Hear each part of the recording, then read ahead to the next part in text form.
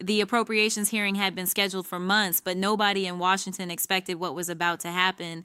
Congresswoman Elise Stefanik entered the chamber with the confidence of someone who had already won. She was chair of the House Republican Conference, Harvard educated, a rising star in Republican politics, and she had prepared her opening remarks with the kind of precision that came from years of controlled congressional theater. She settled into her seat with the faint smile of someone about to deliver a performance. The microphone was adjusted. The cameras were live. She began with a statement about fiscal responsibility and border security that wove together budget numbers and national security rhetoric in a way that sounded both authoritative and unrehearsed. She spoke for nearly 4 minutes without interruption, her voice carrying the cadence of prepared talking points delivered with practiced ease. Then she turned her attention to Representative Jasmine Crockett. I appreciate the gentlewoman's presence today, Stefanik said, and the words carried the particular condescension of someone complimenting a child for showing up to class, though I'm not sure what expertise she brings to a discussion about defense appropriations and border infrastructure. This is complex budgeting that requires understanding legislative history, appropriations precedent, and national security coordination across multiple agencies. Mason Hassi's she paused, letting the implications settle across the chamber. For perhaps the gentlewoman might benefit from observing how these hearings typically proceed before attempting to participate at this level. The dismissal was surgical, not openly hostile.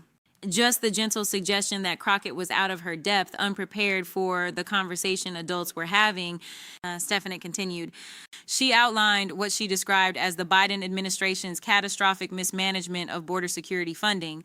$600 million, she explained, had been allocated for border wall construction and physical infrastructure in the 2023 appropriations cycle.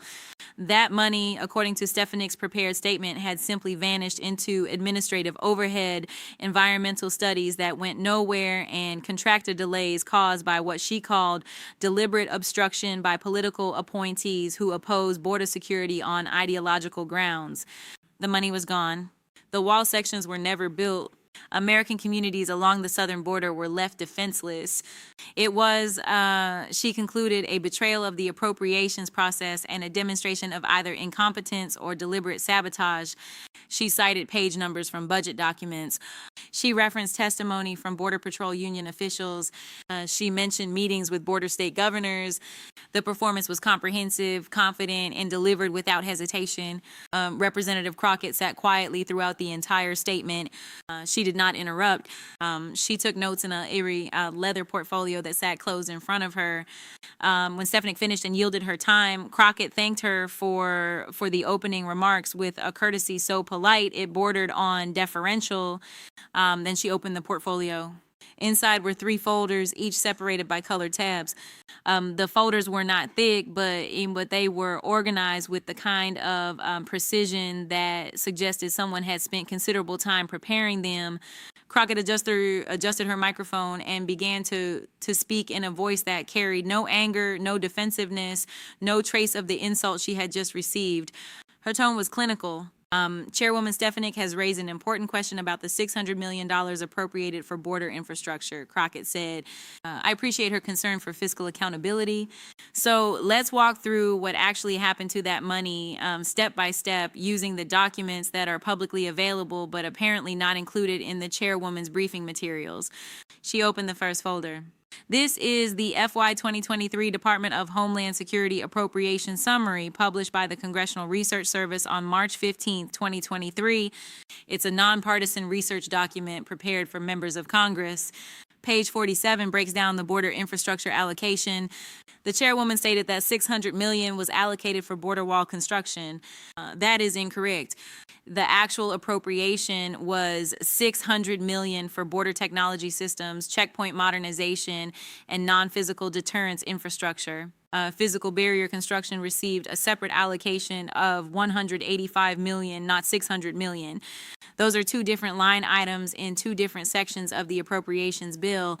She placed the page on the table between them, the text visible to the camera. Stefanik shifted in her seat. Her expression suggested mild annoyance at being corrected on a detail. The gentlewoman is splitting hairs, she said. The broader point is that border security funding Crockett did not raise her voice. She simply continued, I'm not splitting hairs, Chairwoman. I'm reading the appropriations bill that you and I both voted on. If we're going to discuss $600 million of taxpayer money, we should probably start by identifying which $600 million we're actually talking about. She paused, letting the correction settle. Now, the chairwoman stated that this money vanished into administrative overhead and environmental studies. Let's examine that claim. She opened the second folder. This is the DHS Office of Inspector General Quarterly Report from September 2023. It includes a full audit of the border technology allocation. According to the IG's findings, $532 million of the $600 million was successfully obligated to contracts by June 30th, 2023. Those contracts included installation of autonomous surveillance towers at 14 border stations, upgrade of biometric screening systems at 31 ports of entry, and deployment of mobile sensor units to CBP field operations. The remaining $68 million was held in reserve for maintenance and operational support as required by the appropriations language. $0 went to environmental studies. $0 was categorized as administrative waste. I'll say, and she turned to a tab section and read directly from the report. Quote, the Border Technology Modernization Initiative met all statutory deadlines and delivered measurable operational capacity improvements within budget. That's the Inspector General's conclusion, Chairwoman. Not a political appointee. The IG. The room had gone quieter. Stefanik's hands were now folded in front of her, her fingers interlaced tightly. The gentlewoman is cherry-picking reports that don't address the core issue, she said. Border Patrol agents on the ground will tell you, I have those reports too, Crockett said, and her voice remained perfectly level. She opened the third folder. This is testimony submitted to the House Homeland Security Committee by the National Border Patrol Council on October 12, 2023. The chairwoman mentioned Border Patrol Union officials.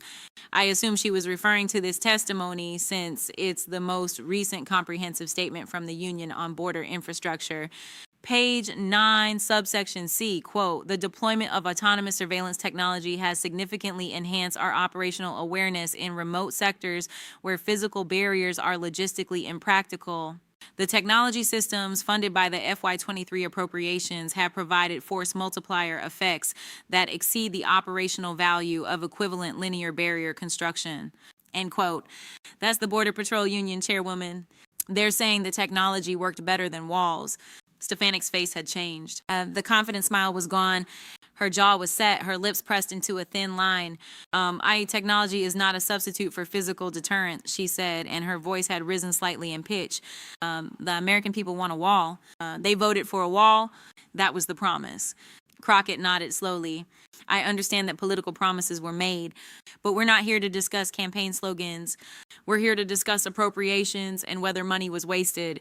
The chairwoman stated that $600 million vanished. The Inspector General's audit says $532 million was successfully spent on functioning infrastructure.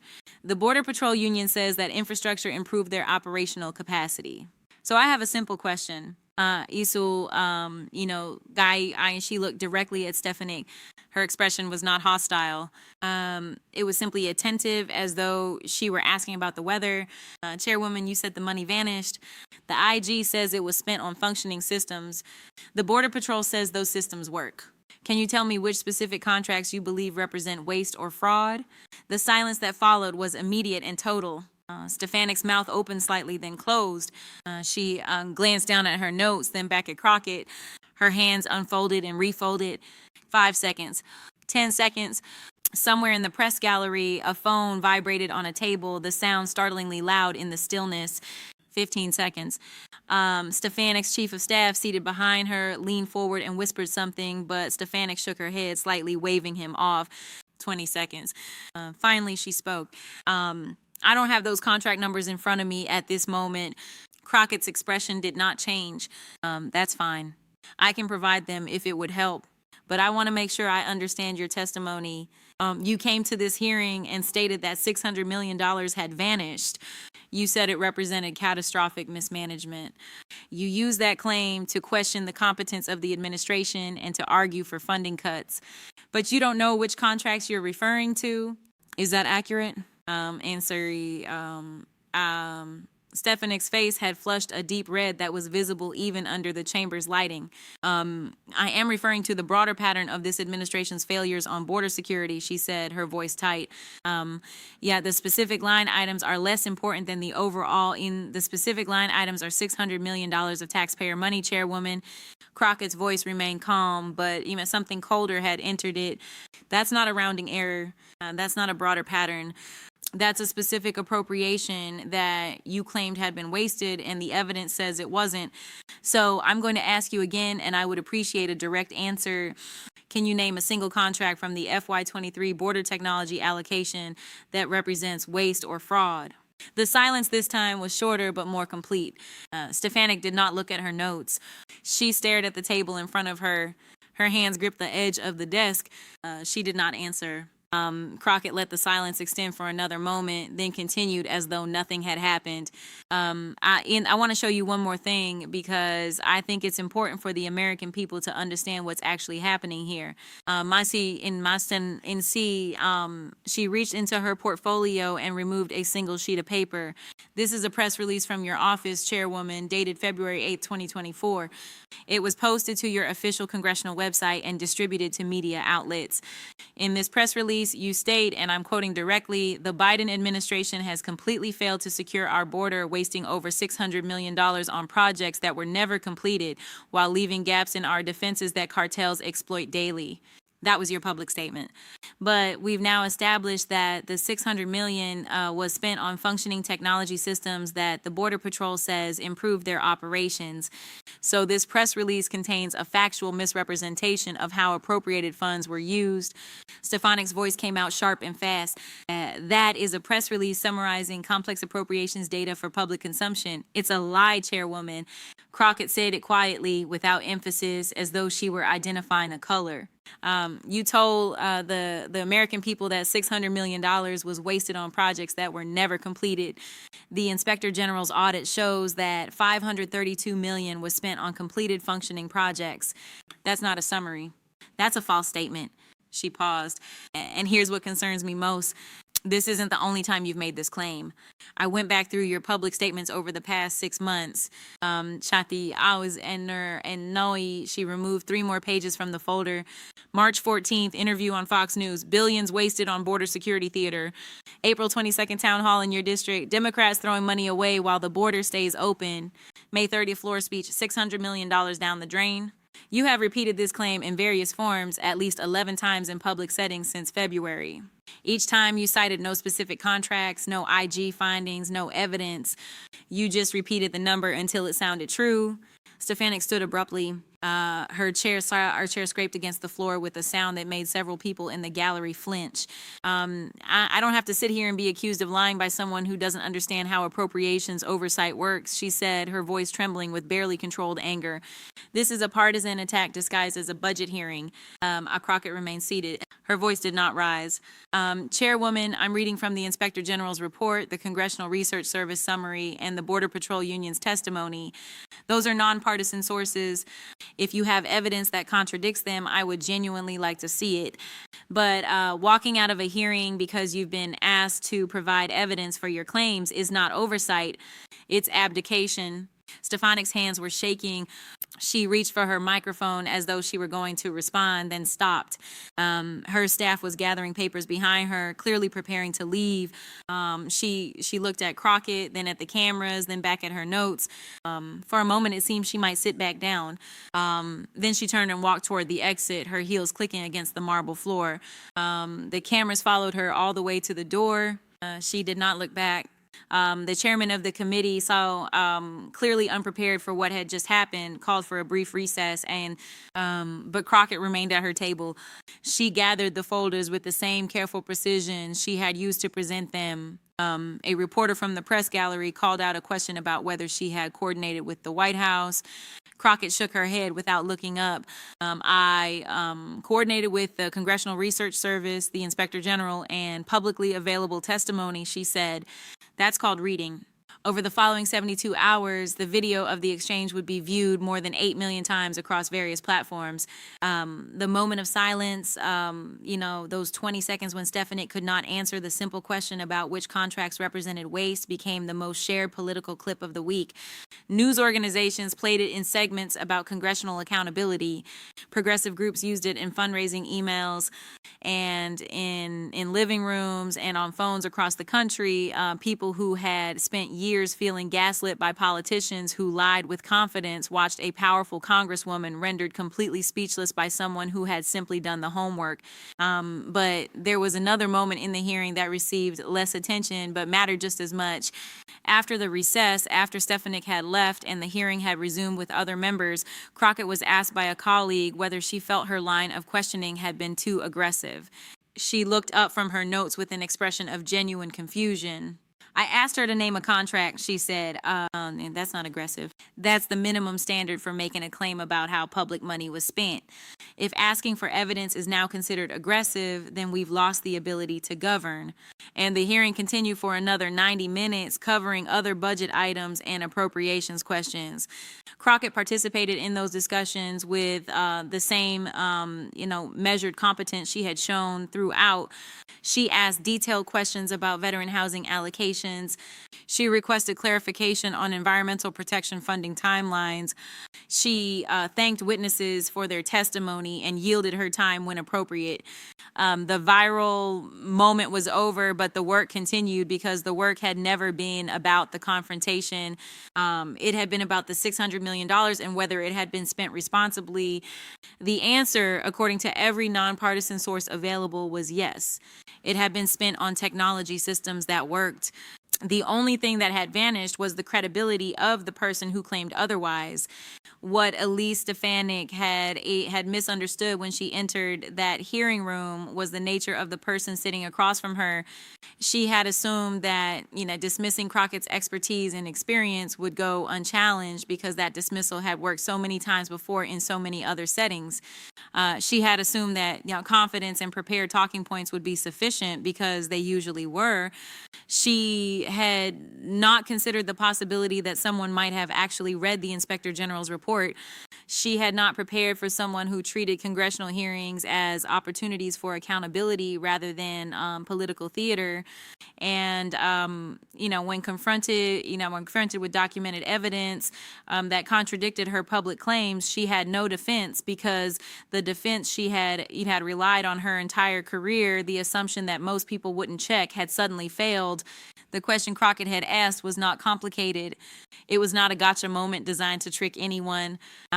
It was the most basic question anyone should ask when a public official claims that hundreds of millions of dollars have been wasted.